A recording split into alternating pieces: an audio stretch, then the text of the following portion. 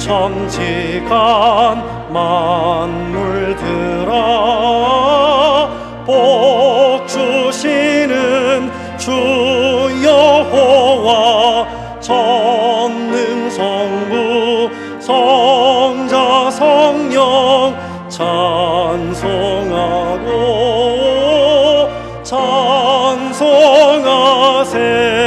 찬송하세.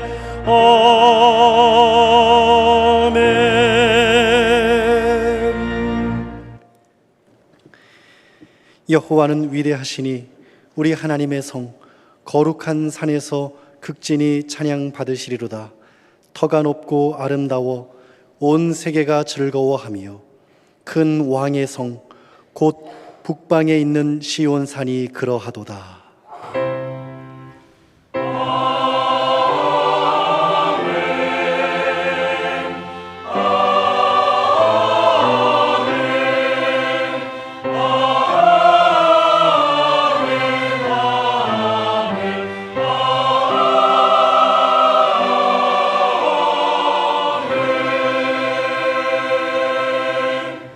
하나님께서 우리에게 주시는 구약의 말씀은 여호수아 24장 14절에서 18절 말씀입니다.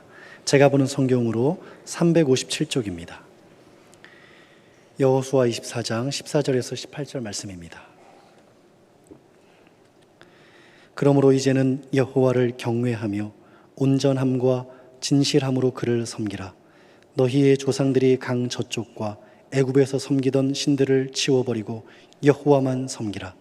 만일 여호와를 섬기는 것이 너희에게 좋지 않게 보이거든 너희 조상들이 강 저쪽에서 섬기던 신들이든지 또는 너희가 거주하는 땅에 있는 아모리 족속의 신들이든지 너희가 섬길 자를 오늘 택하라.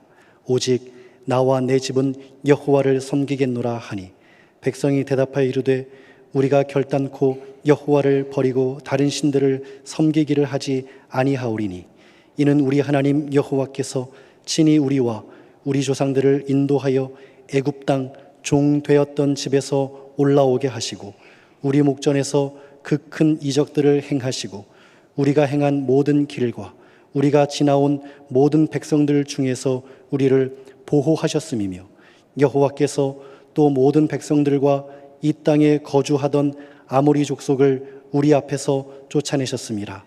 그러므로 우리도 여호와를 섬기리니 그는 우리 하나님이심이니이다 하니라. 아멘.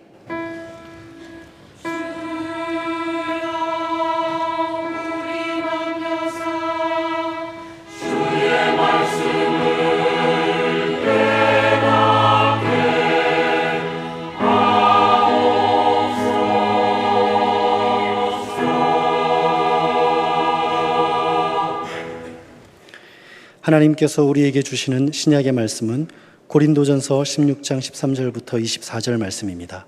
제가 보는 성경으로 284쪽입니다. 고린도전서 16장 13절부터 24절 말씀입니다. 깨어 믿음에 굳게 서서 남자답게 강건하라. 너희 모든 일을 사랑으로 행하라. 형제들아, 스데바나의 집은 곧 아가야의 첫 열매요 또 성도 섬기기로 작정한 줄을 너희가 아는지라. 내가 너희를 권하노니 이 같은 사람들과 또 함께 일하며 수고하는 모든 사람에게 순종하라. 내가 스데바나와 부드나도와 아가이고가 온 것을 기뻐하노니 그들이 너희의 부족한 것을 채웠음이라. 그들이 나와 너희 마음을 시원하게 하였으니 그러므로 너희는 이런 사람들을 알아주라. 아시아의 교회들이 너희에게 문안하고 아굴라와 브리스가와 그 집에 있는 교회가 주 안에서 너희에게 간절히 문안하고 모든 형제도 너희에게 문안하니 너희는 거룩하게 입맞춤으로 서로 문안하라. 나 바울은 친필로 너희에게 문안하노니 만일 누구든지 주를 사랑하지 아니하면 저주를 받을지어다. 우리 주여 오시옵소서. 주 예수 그리스도의 은혜가 너희와 함께하고 나의 사랑이 그리스도 예수 안에서 너희 무리와 함께할지어다. 아멘. 명절 잘 쉬셨죠? 예.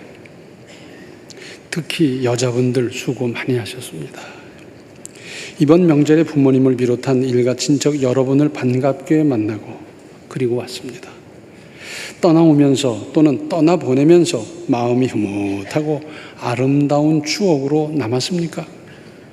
그런가 하면 아쉬운 일, 미진한 것, 잘못한 것은 남지 않으셨습니까? 선물꾸러미 잔뜩 들고 기대하며 기쁨으로 찾아갔는데 마무리, 정리, 정돈이 잘 됐습니까? 끝이 아름다워야 모두 아름다운 건데, 그래서 유종의 미 그런 말을 하고요. 또는 용두삼이라는 말이 있어요. 시작은 거창했는데 나중에는 흐지부지 돼버린 거. 그 대표적인 예를 들면 우리나라 국회에서 예산을 심의할 때는 밤을 새워가면서 박이 터지도록 애를 씁니다. 그리고 자기 지역구에 뭐 하나라도 끌어올려고 애를 쓰고 야단하는데 결산심사, 그 예산을 잘 사용했는지 결산심사를 해야 되는데 결산심사는 제대로 안 하고 휙 넘어가 버려요. 사실은 결산심사도 아주 세밀하게 정밀하게 잘 해야 되는데 그래요. 이건 국회만 그런 게 아니라 도의회, 시의회 다 그렇죠. 또는 어느 기관에서 많은 예산을 들이고 잘 준비해서 선진제도를 시찰한다 그러고 갑니다. 그리고 보고서는 A4 용지 한 장, 두 장 내고 그걸로 휙 넘어가고 말아요. 우리는 언제까지 이래야 하는지. 여호수아서 24장 1절을 보면 여호수아가 이스라엘 모든 지파를 세겜에 모으고 이스라엘 장로들과 그들의 수령들과 재판장들과 관리들을 부르매 그들이 하나님 앞에 나와 선지라. 여호수아가 집합을 시켰는데 그런데 이 사람들은 하나님 앞에 섰다는 겁니다. 이게 무슨 뜻인지 무슨 말인지 잘 생각해 보세요. 그러면서 2절 이하 28절까지가 여호수아의 유언이자 성경 말씀입니다. 모세를 이어 이스라엘 백성을 이끌고 전투와 전투 속에 살았고 하나님의 은혜로 가나안을 정복하고 지파별로 땅을 잘 분배하고 마쳤습니다. 그런데 이 말씀의 내용을 요약하면 두 가지입니다. 하나는 아무쪼록 하나님 잘 섬기고 따르라 하는 것이고, 그러면서 15절 하반절에 오직 나와 내 집은 여호와를 섬기겠노라. 자기는 이제 다 끝나가는데 내가 섬긴다는 의미가 뭐겠습니까? 여호수아가 자기 후손 가문은 앞으로 세상이 어떻게 변하든지 이스라엘 백성이 어떻게 살아가고 신앙생활을 하든지 하나님을 잘 섬기고 따르도록 철저히 교육했음을 뜻합니다. 이 세상 믿음으로 아름답게 살아야 하지만 마치는 것도 잘할 일입니다. 창세기를 보면 야곱의 아들 요셉이 애굽에 가서 총리 대신이 됐어요. 그리고는 그 요셉으로 말미암아 야곱의 가족이 애굽으로 이민을 갑니다. 그렇죠? 이민을 가는데 근데 애굽 사람들은 목축을 전시하기 때문에 야곱 가족은 고센 땅으로 가서 거기서 자기들이 해오던 목축을 하며 살았어요. 야곱이 가나안을 떠나서 애굽으로 갔을 때 130세였고 그리고 거기 가서 17년을 더 살았습니다. 총리의 아버지니까 무시할 수 없을 테고 존귀히 여김을 받는 노후였을 것이고 요셉의 특별한 효도를 받는 세월이었을 겁니다. 총리의 아버지니까 얼마나 많은 사람들이 관심을 갖고 또 요셉 자신은 얼마나 효도를 하며 지냈겠습니까? 그런데 창세기 48장을 보면 147세에 야곱이 병들었다는 소식을 듣고 총리인 요셉이 급히 문병을 갑니다. 그때 두 아들을 데리고 가는 겁니다. 그때 야곱은 이미 시력을 거의 잃었어요. 잘 못 봐요. 그런데 요셉이 온다고 그러니까 그 총리가 오는데 그래서 누워있다 간신히 일어났는데 뭐 얼찐얼찐 하거든. 저 사람들은 뭐냐? 그러니까, 예, 제 큰아들, 작은아들입니다. 아, 그래. 그럼 내가 기도해 주지. 그래서 요셉은 아버지의 오른손 앞에다가 큰아들 므낫세를 앉히고 왼손 앞에다 작은 아들 에브라임을 앉히고 그래서 아버지가 두 손을 얹고 기도해 주도록 그렇게 했어요. 그런데 아버지가 이렇게 하는 겁니다. 아버지 여기가 큰 아들이고요. 여긴 작은 아들이 나도 안다. 그러면서 기도해 주고 하는 말은 작은 아이가 나중에 더 크게 될 거다. 그렇게 말을 남겼습니다. 이어서 야곱은 그 12아들을 다 불러서 큰아들 르우벤으로 시작해서 한 사람 한 사람 다 기도를 해주고 그리고 세상을 마치는 겁니다. 얼마나 멋있어요. 그 전에 충북 제천에 기도 많이 하는 권사님이 계셨어요. 그러다 연세가 아주 높아졌어요. 그런데 하루는 그 제천에서 맏아들이 모시고 살았는데 저기 서울 사는 둘째네로 좀 나를 데려다 주련. 그래서 둘째네로 모셨어요. 그랬더니 둘째 아들이 어머니 오셨다고 얼마나 잘해주는지 그냥 맛있는 거 해드리고 뭐 해드리고 뭐 좋은 약 해드리고 막 그런데 한 주간쯤 있더니 저 셋째 있는 수원으로 날 좀 데려다다오. 그 수원으로 모셨더니 또 셋째 아들이 그렇게 잘 돌보고 모시고 그러는데 거기서 한 열흘쯤 계시더니 저 원주 있는 딸내로 좀 데려다다오. 그 딸내 모셨어요. 그래서 거기 계시면서 이제 또 봉양을 잘 받고 그리고는 제천으로 돌아오셔서 자녀들을 모으고 그들을 위해서 짧게 기도해주고 내가 늘 사랑하는 찬송 몇 장을 불러다오. 그 찬송 부르는 가운데 세상을 떠나갔어요. 사람이 현장감이라는 게 중요하거든요. 야구장에 가보셨어요?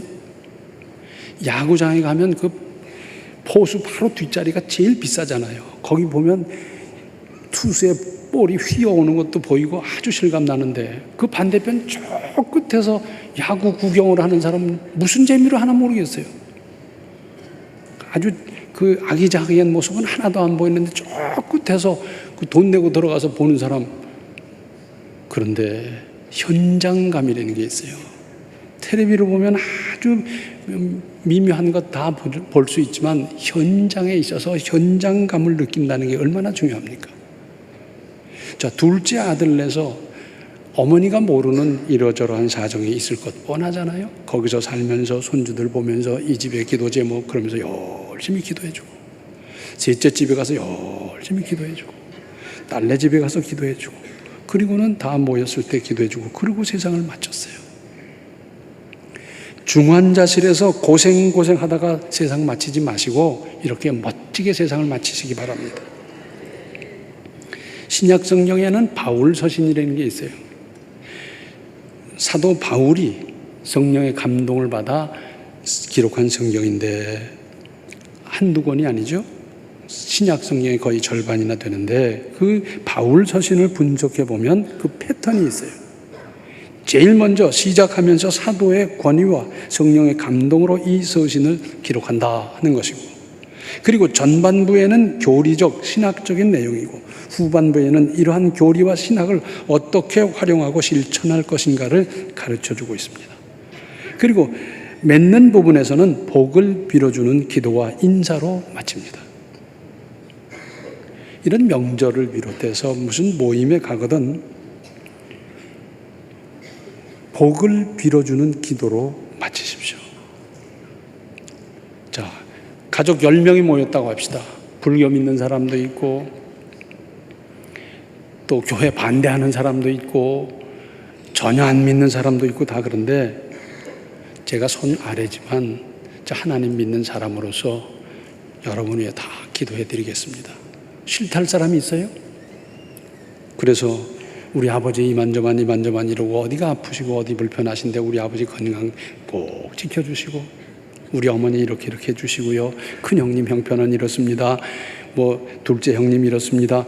다 기도해 주면 안 믿는 사람 교회 반대하는 사람도 아멘 다 해요. 그러니까 이런 명절이라든지 모임에 가거든 복을 빌어주는 기도로 마치시기 바랍니다. 오늘의 신약 본문 중에서 특별히 주목할 부분이 있습니다. 18절인데 그들이 나와 너희 마음을 시원하게 하였으니 그러므로 너희는 이런 사람들을 알아주라 그랬어요.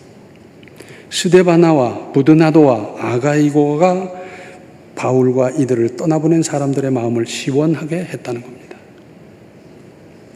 바울과 이들의 마음을 시원하게 했다는 것은 하나님을, 예수 그리스도의 마음을 시원하게 해드렸다는 뜻입니다. 자, 헬라반도 이 남쪽 고린도에서 지금 바울은 에베소에 있는데 그 큰 바다를 건너 바울을 찾아왔어요. 그러니까 굉장히 반가웠겠지만 그것만이 아니었습니다. 사람을 만나서 부담을 느끼게 하거나 낙심하게 하거나 시험 들게 하는 경우가 얼마나 많습니까? 그런데 시원하게 했다는 겁니다. 거저된 일이겠습니까? 추측컨대 거기에는 수고와 희생이 상당했을 겁니다. 그러면서 이런 사람을 알아주라 했습니다. 원문의 뜻은 정확히 알아주라 하는 겁니다. 가정에서 또는 가문에서 앞장서서 수고하고 있는 사람 정확히 알아주십시오. 오랫동안 부모님 모시고 사는 형님과 형수의 수고 정확히 알아주십시오. 가족이 모여서 즐겁게 지내다가 헤어질 때가 되면 언제나 바쁘다고 먼저 떠나는 사람이 있어요. 혹시 그 사람이 예수 믿는 사람이면 아이고 예수 믿는 게 저런다고 다들 뒤통수 대고 그런 말 하잖아요. 그런가 하면 설거지를 비롯하여 뒤처리까지 마무리 짓고 떠나는 사람이 있습니다. 내가 그렇게 할 일이고 또한 그런 사람을 알아주십시오. 남자 여러분들도 좀 함께 하세요. 저희 할머니는 남자는 부엌에 얼씬도 못하게 했어요. 부엌 구경도 못 해봤어요. 그런데 옛말에 성인도 시속을 따르는 법이다 그런 말이 있어요. 시대의 흐름을 따른다는 거예요. 성현군자도. 그러니까 그 여자들 하는 일 좀 도와주세요. 설거지도 좀 해주시고 좀 잘 도와주세요. 우리 한국 사람 마음속에는 다 그런 마음이 있어요. 부모님 잘 섬기고 싶다, 잘 돌봐드리고 싶다, 잘 봉양하고 싶다. 비록 지금 못하더라도, 잘 못하고 있다 하더라도, 또 떨어져 있어서 자주 뵙지 못하더라도 그런 마음 다 가지고 있고 늘 죄송한 마음이 있고 그렇죠. 요새 새로 나온 효도법이 있습니다. 제가 가르쳐 드릴 테니까 하세요. 연세 드신 분들은 병원에 가는 거 싫어해요. 그런데 보험공단에서 나오는 정기검진 하시도록 체크하시기 바랍니다. 이거 효도예요. 잘 안 가시면 하루 이틀 시간 내서 쫓아가서라도 모시고 가서 그것만이라도 하게 해주세요. 한 걸음 나아가서 종합건강검진 받도록 하세요. 그러면 나이 들면 병드는 거 아닙니까? 그런데 일찍 발견해서 바로 손 쓰면 고생도 덜하고 비용도 덜 들고 얼마나 좋아요. 우리 속담에 호미로 막을 것을 가래로도 못 막는다는 말이 있어요. 초기에 발견하면 쉬울 것을 병을 키우다가 악화돼서 나중에 수술도 못하면 어떡합니까? 실제로 그런 사람을 봤어요. 가자 하는데 그였고 안 가고 있다가 나중에 아무래도 이상하다 그래서 진찰을 받고 수술을 하는데 열어보니까 너무 퍼져가지고 그냥 뽀매고 마른 사람이 있어요. 요새 효소를 가지고 고친다고 그러고 효소를 얼마나 먹어대고 그러는데 글쎄 그걸로 될런지 그런 생각이 들어요. 좌우간 의료보험공단에서 나오는 그 건강검진 받게 해드리고 또 종합건강검진 받게 해드리고 빨리 발견하고 그것이 나한테도 좋아요. 그렇죠? 그러니까 가서 며칠 묵는 한이 있더라도 그렇게 해서 해드리는 것이 오늘날 할 수 있는 효도입니다. 그 바울 서신 중에 특별히 디모데 후서 신학계에서는 바울의 유언이라고까지 합니다. 특별히 디모데 후서 4장 6절로 8절을 보면 이런 말씀이 있습니다. 전제와 같이 내가 벌써 부어지고 나의 떠날 시각이 가까웠도다. 나는 선한 싸움을 싸우고 나의 달려갈 길을 마치고 믿음을 지켰으니 이제 후로는 나를 위하여 의의 면류관이 예비되었으므로 주 곧 의로우신 재판장이 그날에 내게 주실 것이며 내게만 아니라 주의 나타나심을 사모하는 모든 자에게도니라. 사람은 이렇게 세상을 마치면 얼마나 멋지겠어요. 내가 선한 싸움 다 싸우고 최선을 다하고 나에게는 면류관만 남았다. 얼마나 좋겠어요. 사람은 모름지기 떠난 자리가 깨끗해야 합니다. 놀고 간 자리 깨끗하게 하세요. 등산 같은 사람들이 이렇게 파묻어 버리는데 장마 때 그게 다 드러나가지고 다 밀려서 식수원을 오염시키면 그 물 먹는 겁니다. 살다 간 자리가 깨끗해야 합니다. 이사 갔는데 외상값 받으러 오고 그러면 되겠어요? 있다 간 자리가 깨끗해야 합니다. 부모님을 비롯한 가족, 친척 구원해야 되겠다고 다 생각하죠. 우리 시가를 구원해야 되겠다. 우리 시부모님 연세 높은데 빨리 구원해야 되겠다. 우리 친정 부모님 구원해야 되겠다. 이런 생각 많이 하는데 그걸 놓고 기도하십시오. 그런데 그 구원의 시작은 뭐냐? 명절 때 가서 어떻게 하느냐에 따라서 시작되기도 하고 길을 막아버릴 수도 있습니다. 무슨 말씀인지 이해가 됩니까? 이번 명절 쉬는 것을 하나하나 회고해보고 다시 손질하여 정돈하고 수습하여 아름답게 하십시오. 다 떠난 다음에 그래도 우리 집안에는 그저 큰아들이 역시 큰아들이야. 그래야죠. 그건 큰형님이 할 일이고 그건 동생이 할 일 아닙니다. 그리스도인인 내가 하는 겁니다. 우리 가문에는 그래도 둘째 며느리가 복덩이야. 걔 참 잘 돌았지. 걔가 와야 구순구순해지고 화평해지고 분위기도 좋아지고 꼭 걔가 그걸 담당해 주는데 일을 잘하고 못하고 음식이 맛있고 맛없고의 문제가 아니라 참 그 아이가 복덩이야. 우리 그리스도인 한 사람 한 사람이 명절에 모였을 때 이런 평가가 나오도록 해야 그때부터 무슨 구원도 제가 믿는 하나님도 저 사람이 믿는 하나님 뭐 이런 생각 할 거 아니겠어요. 명절 때마다 좋은 흔적 남기시고 떠난 자리 아름답고 두고두고 기억될 수 있는 그런 인생 건설해 가시기 바랍니다. 기도하시겠습니다. 은혜로우신 아버지 하나님, 저희들 하는 이 실수가 말의 실수가 행동의 실수가 많은 인생입니다. 회고해 보면 돌아보면 늘 부족한 것뿐인데 앞으로 이제 결심해서 명절 때 가족이 모일 때 친척이 모일 때 우리는 그 몫을 잘 감당해 갈 수 있도록 도와주시고 그래서 화평케 하라신 주님의 뜻을 이루어가게 하시고 우리 한 사람 한 사람을 통해서 하나님의 나라가 건설되는 역사가 가는 곳마다 나타나는 그 역사의 사람들이 다 될 수 있도록 도와주시고 역사하시고 인도하시고 감동감화시켜 주시옵소서. 예수님의 이름 받들어 간절히 기도하옵나이다. 아멘. 무슨 일이나 뒷마무리를 믿음으로 아름답게 하십시오. 지금은 생명의 주 예수 그리스도의 은혜와 하나님 우리 아버지의 극진하신 사랑과 성령의 감화 감동 충만 교통하심이 믿음으로 아름다운 마무리를 지으며 살기로 작정하는 모든 성도들 머리 위에 이제로부터 영원토록 함께 계시기를 간절히 축원하옵나이다. 아멘.